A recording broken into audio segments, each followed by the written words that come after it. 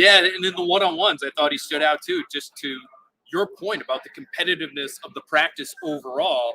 In those one-on-ones, you got the whole field to work with. So the offense, generally speaking, has a little bit of an advantage there, but they went back and forth. John Jones actually made a nice play on Devontae Parker. The last snap of one-on-ones for the offensive regulars was Parker, again, on Christian Gonzalez. Parker wins the rep, makes the catch. The defense has to go down and do push-ups. And then it sounded like things got a little chippy, and I think even some of the coaches were involved. So some jawing back and forth because the offense was feeling so good about itself.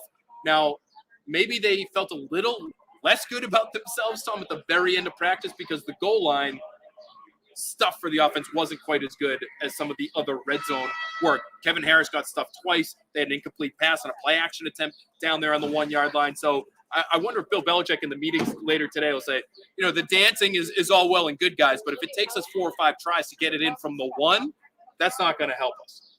It was a 2-hour practice today. Very active practice. Some of the outstanding plays that we saw, Demario Douglas in the one-on-ones. We know he's fast. We know he's shifty. Downfield, high-pointing the ball and taking it away from a defensive back who I did not get the number of, but it was a pretty remarkable play. Marcus Jones. Thank you. So little on little, coming up big. And then Marte Mapu had 2 pass breakups, one of which, coming out of the slot, I believe, reached back, got a pass breakup, really showed the athleticism and length that he would bring in the mid-tier in that second level as a coverage guy. I noticed that one too. Good anticipation, I thought. He sort of was it looked like spot dropping on that particular play, but had his eyes on the quarterback and got to where he needed to get to knock that one down. Keon White, my buddy Brian. What's Brian's last name? We know a lot of Brian. This is live, but yeah. I'm going to credit him because he always a lot of gets friends. asked. So it's just escaping me at the moment. But always one of my closest buddies over here, Pat's pulpit, I believe. But pointed out that Keon White was absolutely dominant in some of the one-on-ones. It was interesting. Bill Murray did not have a great session in the one-on-ones. He got beaten twice, and then he was not really successful in the early part of some of the running with the ones and was replaced by Cody Russey. Yeah, so Cody Russey ended up, it looked like to me, Tom, going to left guard, which has been Cole Strange's spot. Obviously, Cole Strange still injured, did not practice today.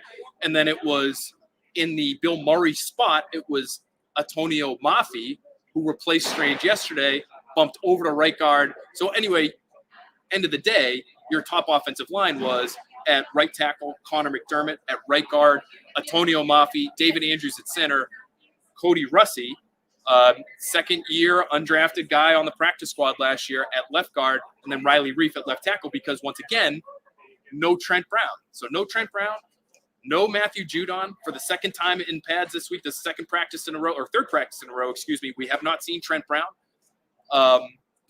Judon continues to be limited. Tyquan Thornton, also interesting to me, essentially a non-participant today. Yep, and continuing, Ty Montgomery also not involved today. So they need some of these guys back, not just for the depth, but just these are important days of practice. Again, there's a ton. There's joint practices with the Packers. There's joint practices with the Tennessee Titans.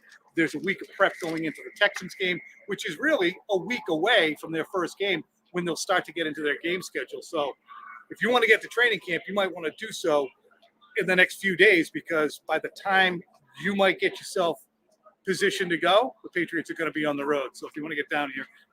Sparkling clear days. Nick Folk was the first guy up on PATs and field goals as well. So I don't know if you noticed this as well. It looked like he was fine for the most part. I did notice a kick towards the end of practice from about 45-ish yards. Way short.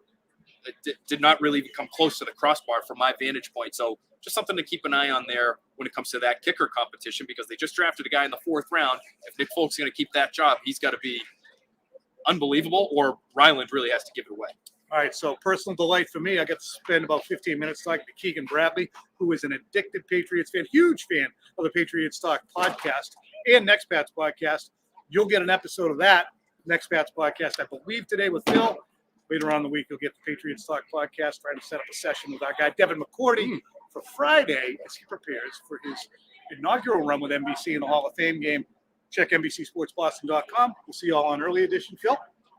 Might have a couple legends on podcasts this week between McCourty and we've got Dante Scarnecchia today for Next Bats. So keep your ears open, okay? eyes too, for that matter.